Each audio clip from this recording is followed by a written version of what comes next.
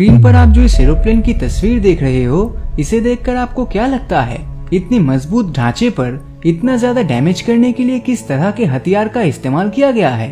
तो आप जानकर हैरान हो जाएंगे कि इतना ज्यादा डैमेज करने के लिए इसमें कोई सॉलिड मटेरियल नहीं, बल्कि एक मामूली पक्षी ने इस ढांचे की हालत किया है। क्योंकि किसी भी चीज को नुकसान पहुंचाने के लिए सामने वाला चीज कितना मजबूत होगा, उससे भी कई गुना ज्यादा इम्पोर्टेंट ये है कि वो कितनी तेजी से दूसरे ऑब्जेक्ट पर हमला कर रहा है।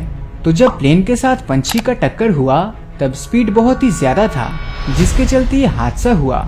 लेकिन आज अचानक से मैं आपको ये सब क्यों बता रहा हूँ? क्योंकि आज के इस वीडियो में आपको पता चलेगा कि कैसे एक छोटी सी चीज किसी परमाणु हमले से भी ज्यादा तबाही मचा सकता है।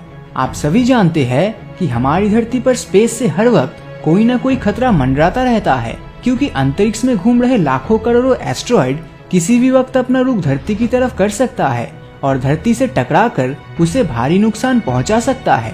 खैर, धरती पर सब कुछ तबाह करने के लिए किसी एस्ट्रॉयड का आकार में बड़ा होना बहुत ही जरूरी है, क्योंकि रोजाना बहुत से छोटे एस्ट्रॉयड हमारी पृथ्वी के एटमॉस्फेयर में एंटर करते ही नष्ट हो जाता है। लेकिन क्या आपने कभी ये सोचा है कि अगर कोई सुई लाइट की स्पीड से हमारी धरती से टकराती है तो हम पर उसका क्या इम्पैक्ट होगा? आपको जानकर हैरानी होगी कि अगर कोई सुई लाइट की स्पीड से हमारी धरती से टकराती है तो उसका परिणाम बहुत ही भयानक हो सकता है। अब आप जरूर यही सोच रहे होंगे कि आखिर कोई सुई धरती पर तबाही कैसे ला सकता है। इससे पहले कि हम आगे बढ़े, चलिए जान लेते हैं कि धरती से अब तक क्या क्या टकरा चुका है और उससे हमें कितना नुकसान हुआ है। चिक्सुलुव एस्ट्रॉयड के बारे में तो आप सभी ने सुना होगा, जो कि आज से करोड़ों साल पहले धरती से टकराया था, जिसकी वजह से डायनासोर्स इस धरती से खत्म हो गए थे। इस एस्ट्रॉयड का डायमीटर करीब 150 किलोमीटर था, जो कि हमारा वजूद मिटाने के लिए काफी था। हालांकि इसकी धरती से टकराने की स्पीड बहुत ही कम थी, पर ज्यादा डायमीटर की वजह से इसने इतनी तबाही मचाई थी। ऐसा ही एक मीटियोर था चेलियाबिंस्क, जो कि धरती की तरफ महज 40,000 माइल पर आवर की स्पीड से आगे बढ़ रहा था। और जब ये धरती से टकराया तब इसने सिर्फ एक क्रेटर बनाया और धमाके की आवाज पैदा की।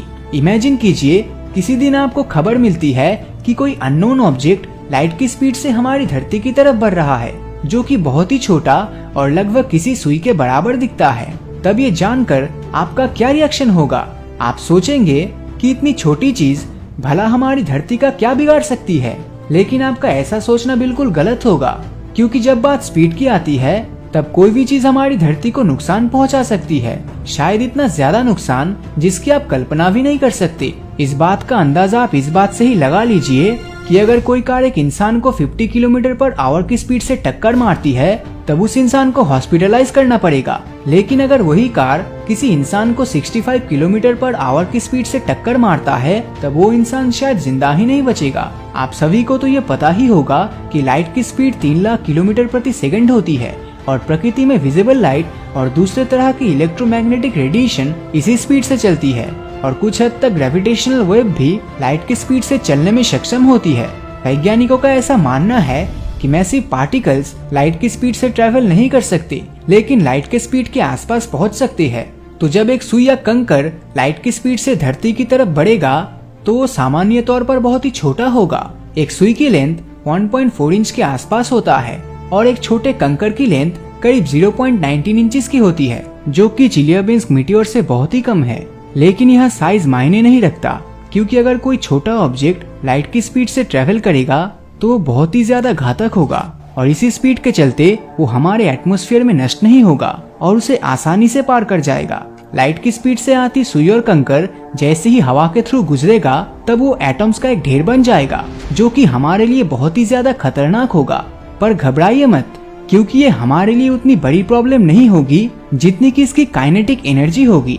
काइनेटिक एनर्जी मतलब गति शक्ति, जिसका फॉर्मूला है हाफ mv², जिसमें m होता है उस चीज का मास और दूसरी तरफ v मतलब वेलोसिटी, यानी उस सुई की स्पीड, जो कि लाइट का स्पीड होगा और यहाँ v का स्क्वायर है।